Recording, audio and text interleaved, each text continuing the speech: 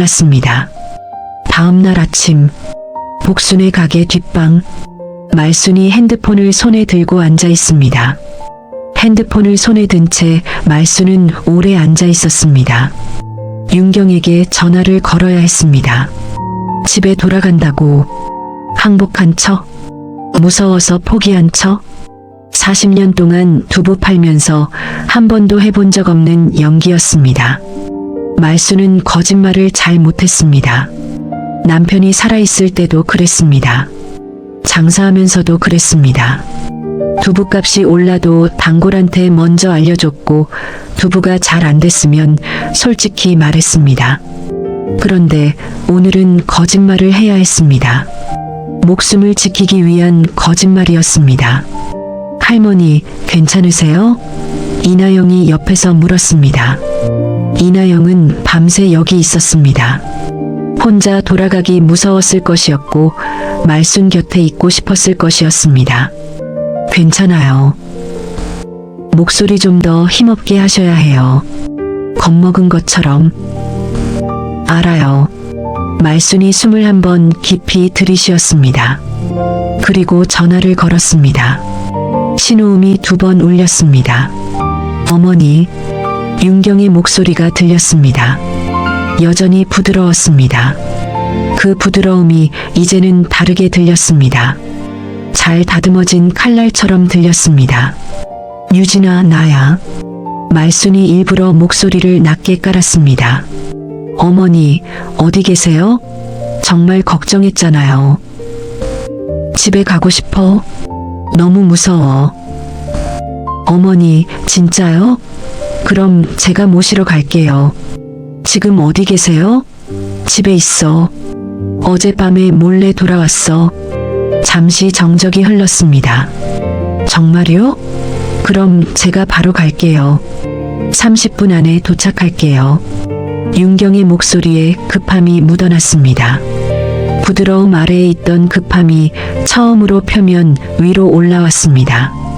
전화를 끊었습니다. 박도연 형사가 즉시 무전기로 지시했습니다. 모두 위치로 이동. 30분 내로 말순 씨 댁 주변 배치 완료. 형사와 경찰 3명이 먼저 말순의 집으로 향했습니다. 집안 곳곳에 초소형 카메라를 설치하는 작업이었습니다. 이나영이 노트북을 열었습니다. 생중계 채널 준비할게요. 복순이 말순의 손을 잡았습니다. 말순아, 진짜 해야 해? 해야지. 다른 방법은 없어? 이렇게 안 하면 윤경이는 절대 안 잡혀. 증거가 없으면 또 풀려나. 복순이 말순을 꼭 안았습니다. 2 사람이 잠깐 그렇게 있었습니다. 30년이었습니다. 이 시장에서 함께 늙어온 시간이 2 사람 사이에 있었습니다. 내가 없었으면 못 버텼어. 그런 소리 하지 마. 무사히 끝내고 나서 내가 두부찌개 끓여줄게. 말순이 웃었습니다. 20분 후 말순의 집에 도착했습니다. 형사가 이미 카메라 설치를 끝낸 상태였습니다. 거실, 부엌, 안방에 각각 카메라 설치했습니다. 저희는 옆집에서 대기하고 있을게요. 알겠어요. 윤경 씨가 약을 탄 음료나 음식을 주면 마시는 척만 하세요. 입에 대기만 하고 삼키지 마세요. 그 순간 저희가 돌입합니다. 형사가 말순의 어깨를 두드렸습니다. 용기 내세요. 저희가 바로 옆에 있습니다. 형사와 경찰들이 옆집으로 이동했습니다. 이나영과 복순도 함께였습니다. 말순은 혼자 거실에 앉아 기다렸습니다. 시계를 보았습니다. 오전 10시 18분이었습니다. 창밖을 바라보았습니다. 평범한 주택가였습니다. 골목에서 아이들이 자전거를 타고 있었습니다. 옆집 할머니가 화분에 물을 주고 있었습니다. 이 평화로운 풍경 뒤에 경찰들이 숨어 대기하고 있었습니다. 그리고 곧 이 골목으로 살인을 계획하는 며느리가 올 것이었습니다. 말순이 손을 내려다보았습니다. 40년 두부를 빚어온 손이었습니다. 이 손으로 잘못된 것을 끝내야 했습니다. 10시 28분 차 소리가 들렸습니다. 현관문 앞에서 발소리가 멈추었습니다. 열쇠 소리가 났습니다. 딸깍. 현관문이 열렸습니다. 어머니 왔어요. 윤경이 밝게 웃으며 들어왔습니다. 그 웃음을 말수는 1년 동안 보아왔습니다. 그런데 오늘 처음으로 그 웃음이 두려웠습니다. 아름다운 것이 두려울 수 있다는 것을 말수는 오늘 알았습니다.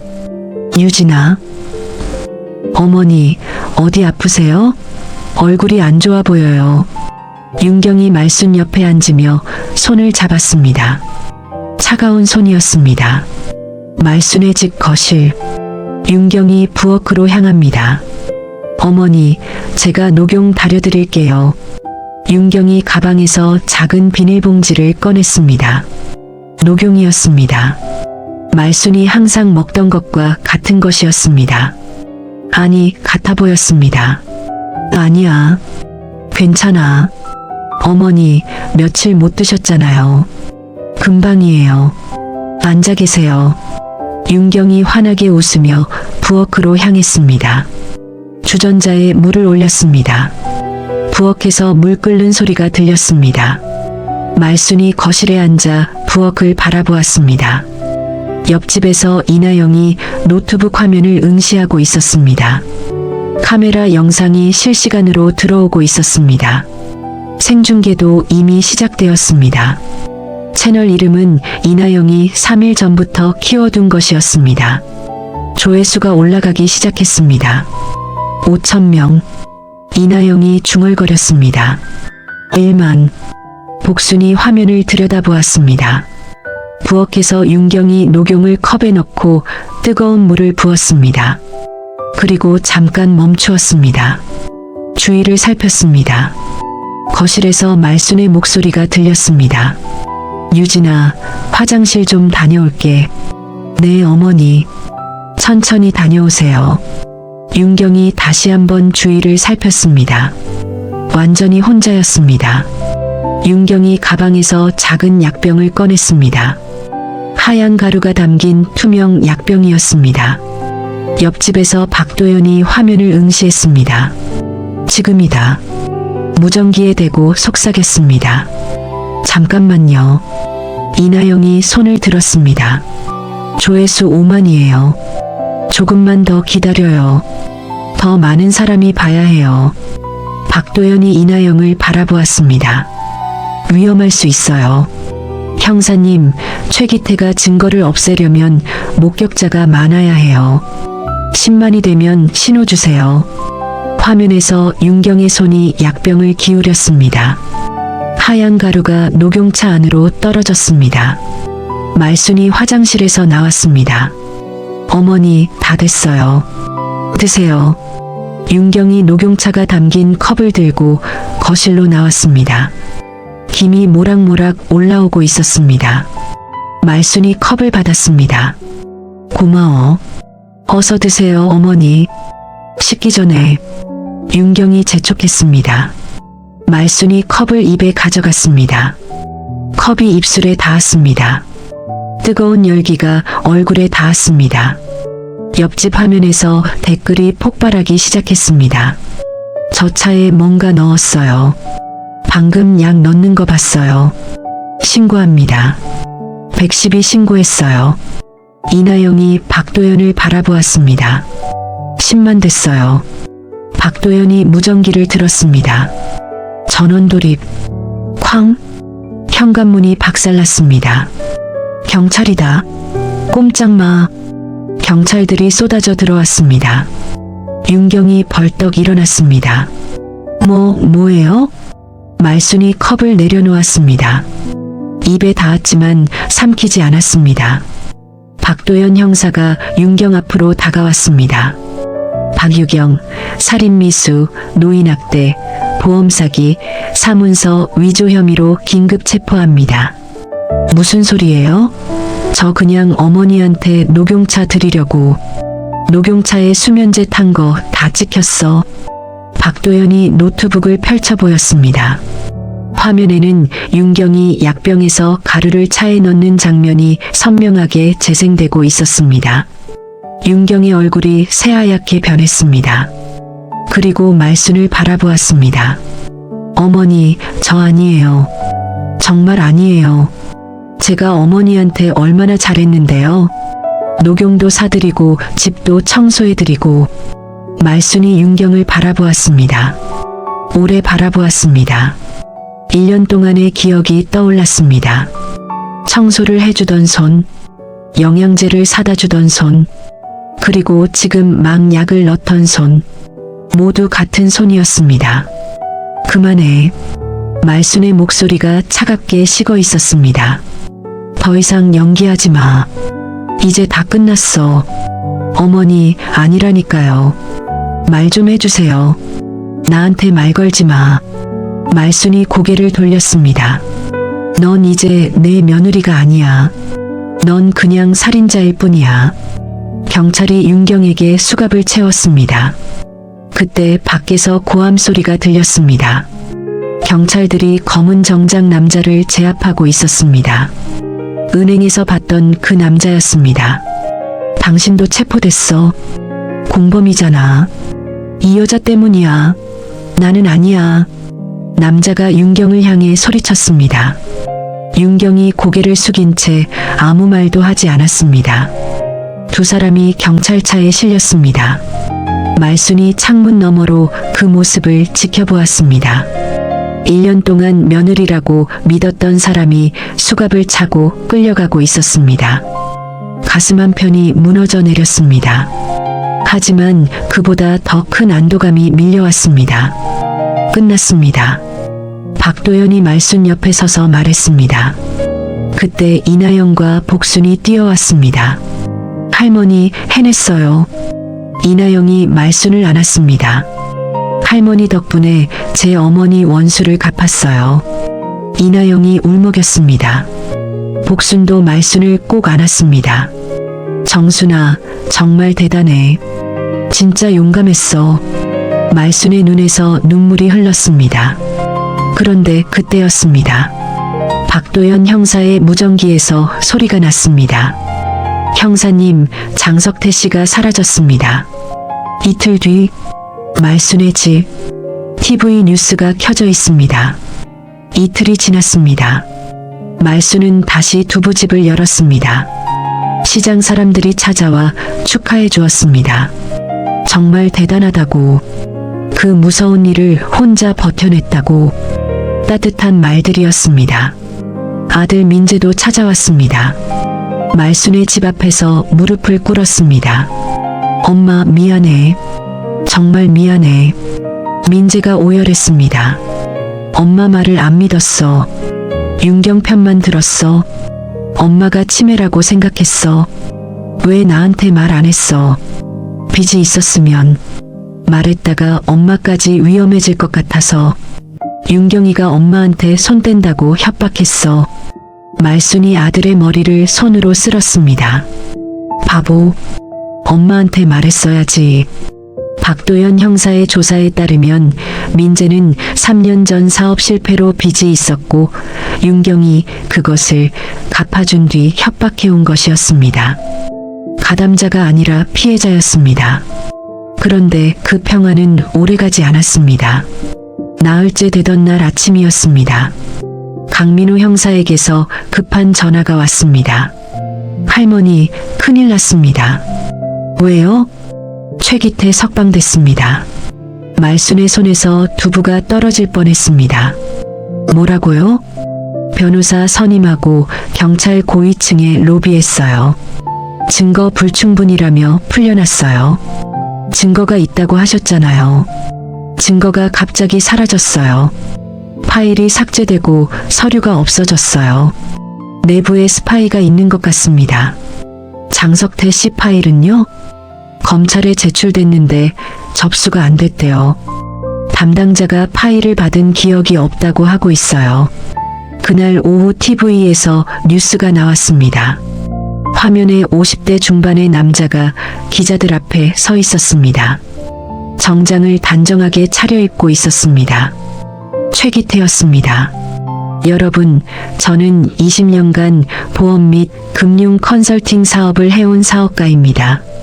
최근 저와 제 직원들이 터무니없는 혐의로 체포됐습니다. 하지만 이는 명백한 오해입니다. 최기태가 카메라를 똑바로 바라보았습니다. 저희는 어르신들의 재산 관리를 도와드리는 일을 해왔습니다. 그런데 일부 저를 시기하는 사람들이 악의적으로 저를 범죄자로 몰아갔습니다. 치매가 걸린 한 어르신께서 착각하신 내용을 근거로 말순이 TV 리모컨을 꽉 쥐었습니다. 저를 치매 환자로 만들고 있어 앞으로 법정에서 진실을 명확히 가리겠습니다. 저는 결백합니다. 감사합니다. 그날 저녁이었습니다. 집 앞에 검은 차 한 대가 멈추었습니다. 초인종이 울렸습니다. 말순이 문을 열지 않았습니다. 할머니 계시죠? 잠깐 얘기 좀 하죠. 최기태의 목소리였습니다. 온몸에 소름이 돋았습니다. 할머니, 오해 푸시죠? 저 나쁜 사람 아닙니다. 말순이 꼼짝도 하지 않았습니다. 할머니가 만약 계속 이러시면 힘들어지실 겁니다. 조용히 사시는 게 좋을 거예요. 잠시 침묵이 흘렀습니다. 할머니 아드님도 계시잖아요. 이민재 씨 회사 다니시던데 계속 잘 다니셨으면 좋겠네요. 말순의 손이 굳었습니다. 아들을 협박하고 있었습니다. 그럼 좋은 저녁 되세요, 할머니. 차 소리가 멀어졌습니다. 말순이 벽에 기댔습니다. 다리에 힘이 빠졌습니다. 다음 날 아침이었습니다.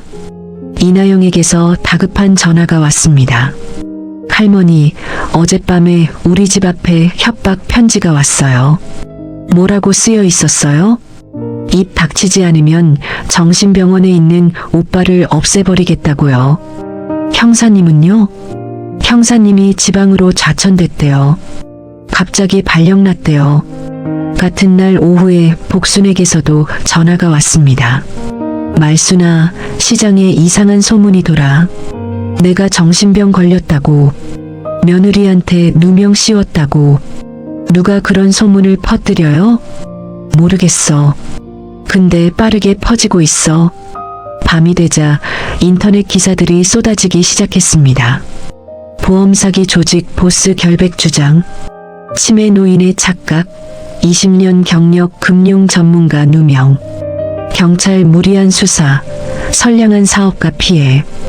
모든 기사가 최기태 편이었습니다. 댓글들도 끔찍했습니다. 노인네가 착각한 거 아니야? 요즘 노인들 치매 걸리면 헛소리 많이 하잖아. 며느리가 불쌍하네. 억울하게 잡혀갔네. 말순이 핸드폰을 내려놓았습니다. 세상이 다시 저를 외면하고 있었습니다. 그날 밤 강도현 형사가 찾아왔습니다. 얼굴에 패배감이 가득했습니다. 할머니, 죄송합니다. 제가 무능해서 보스를 못 잡았습니다. 형사님 잘못이 아니에요. 저 다음 주에 강원도로 발령납니다. 더 이상 이 사건 담당 못해요. 형사가 명함을 건넸습니다. 제 개인 번호예요. 언제든 연락하세요. 감사해요. 형사가 떠나고 말순은 혼자 남았습니다. 창밖을 바라보았습니다. 어둠만이 가득했습니다. 핸드폰이 울렸습니다. 모르는 번호였습니다.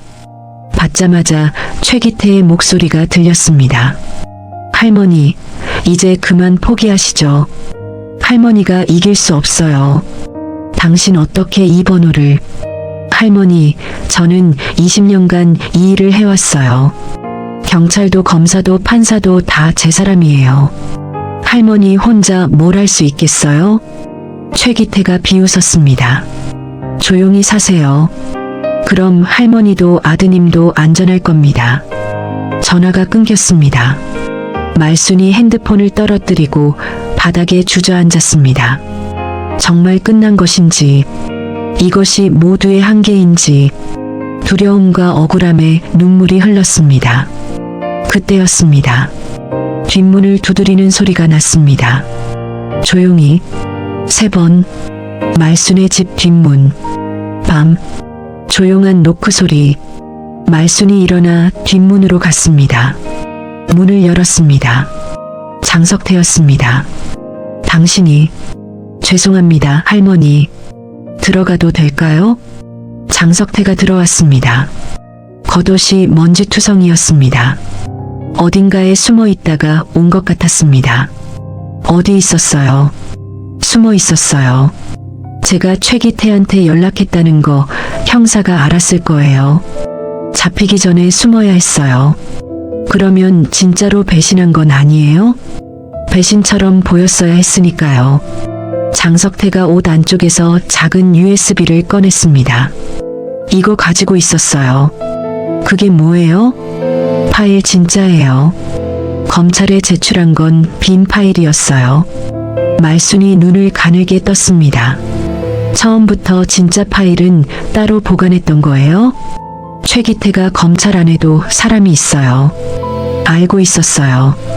그래서 검찰에 제출한 건 겉만 같은 가짜였어요. 진짜는 제가 가지고 있었죠. 그럼 이걸 어떻게 써요? 장석태가 말순을 바라보았습니다. 할머니가 최기태를 직접 만나야 해요. 또요? 이번엔 달라요. 최기태가 완전히 방심하게 만들어야 해요. 그래서 제가 최기태한테 연락해서 잘못된 정보를 준 거예요. 할머니가 포기했다고, 혼자 찾아올 거라고, 경우도 없이 나올 거예요. 말순이 오래 생각했습니다. 한 번 실패했습니다. 최기태한테 당했습니다. 전파가 차단됐고 혼자 남겨졌었습니다. 그런데 그때 최기태가 말했습니다. 처음부터 알고 있었다고. 안경 카메라를, 생중계를. 그때 최기태가 어떻게 알았어요? 조직 안에 은행 직원이 있어요. 이나영 씨 옆자리에 있던 직원이에요. 우리 계획을 듣고 넘겼죠. 이나영 씨는 알아요? 몰랐을 거예요. 말순이 고개를 끄덕였습니다. 그러면 이번엔 아무한테도 말하면 안 되겠네요. 네. 완전히 비밀이어야 해요. 형사님도 이나영 씨도 복순 씨도. 혼자요? 혼자입니다. 말순이 창밖을 바라보았습니다. 어둠이 깔린 골목이었습니다. 40년 동안 새벽 4시에 혼자 일어났습니다. 남편이 떠난 뒤 13년을 혼자 가게를 지켰습니다. 아들을 혼자 키웠습니다. 혼자는 처음이 아니었습니다. 언제요? 내일 오후에요. 제가 최기태한테 연락해두겠어요. 준비할 시간이 하루밖에 없네요. 할머니, 안경 카메라는 어디 있어요? 형사한테 있어요. 가져올 수 있어요? 형사 개인 번호 있어요. 말순이 핸드폰을 들었습니다. 박도연 형사에게 문자를 보냈습니다. 형사님, 안경 하나 빌려주실 수 있어요? 이유는 나중에 말할게요. 10분 뒤 답장이 왔습니다. 할머니, 내일 아침에 드릴게요. 조심하세요. 장석태가 일어서며 말했습니다. 할머니, 응, 이번이 마지막 기회예요. 놓치면 최기태는 영원히 못 잡아요. 알아요. 두렵지 않으세요? 말순이 장석태를 바라보았습니다. 40년 동안 새벽 4시에 혼자 일어나는 사람한테 두렵냐고 물으면 어떡해요. 장석태가 고개를 숙였습니다. 할머니한테 내일 두부 한 모 사드시겠다고 했는데 그게 먼저여야 할 것 같네요. 이번 일 끝나면 사드릴게요. 장석태가 뒷문으로 나갔습니다. 말순이 홀로 부엌에 섰습니다. 내일 혼자 최기태를 만나야 했습니다. 부엌 구석에 콩이 들어있는 통이 보였습니다. 내일 새벽 두부를 빚으려고 미리 불려둔 콩이었습니다. 말순이 통을 열었습니다. 손을 넣었습니다. 콩이 손 사이로 미끄러졌습니다. 딱 맞게 불었네. 혼잣말이었습니다. 40년 동안 새벽마다 하던 말이었습니다. 내일도 새벽이 올 것이었습니다. 그리고 그 새벽에 두부를 빚을 것이었습니다. 그러려면 오늘 밤 이 일을 해야 했습니다. 말순이 손을 씻었습니다. 그리고 의자에 앉았습니다. 핸드폰을 들었습니다. 최기태의 번호로 전화를 걸었습니다. 신호음이 3번 울렸습니다. 할머니, 마음 바뀌셨어요? 최기태의 목소리가 들렸습니다. 승리감이 배어 있었습니다. 졌어요. 너무 무서워요. 말순의 목소리는 떨렸습니다. 그런데 그 떨림은 두려움이 아니었습니다. 분노였습니다. 내일 오후에 만나요. 다 드릴게요. 잘 생각하셨어요, 할머니. 최기태가 웃었습니다. 내일 오후 2시 제 사무실로 오세요. 혼자 오시고 허튼 짓 하면 아드님부터 끝장난다는 것만 알아두세요. 전화가 끊겼습니다. 말순이 핸드폰을 내려놓았습니다. 그리고 혼잣말을 했습니다. 두부 한모 만드는데 새벽 4시간이 걸려. 40년 동안 단 하루도 안 해본 날이 없었어. 잠깐 침묵이 흘렀습니다. 너 같은 놈 하나 끝내는데 하루면 충분해. 말순은 아무에게도 말하지 않았습니다. 이나영에게도, 복순에게도, 형사에게도. 다음날 새벽 말순은 혼자 두부를 빚었습니다. 그리고 오후 2시 혼자 빌딩 앞에 섰습니다. 안경 하나를 쓰고